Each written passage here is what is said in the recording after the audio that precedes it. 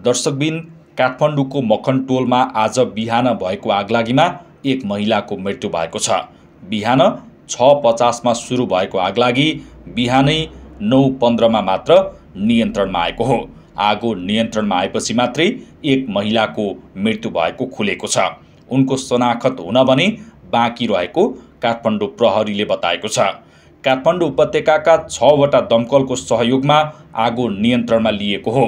Suraj arcade पछाडि रहेको दयाराम श्रेष्ठको 4 तले माटो र काठले बनेको कच्ची घरको तेस्रो तल्लामा ग्यास लिक भई आगलागी भएको थियो। आगो आडैमा रहेको रुकेश श्रेष्ठको 5 तले पक्की घरमा सल्किएको थियो। आगोबाट यी 2 घरमा क्षति भएको छ। जुद्ध बारुद 2, नेपाल आर्मी, ललितपुर महानगरपालिका, रामहिटी र बालाजु औद्योगिक क्षेत्रको गरी 6वटा दमकलको सहयोगमा आगो नियन्त्रणमा आएको हो।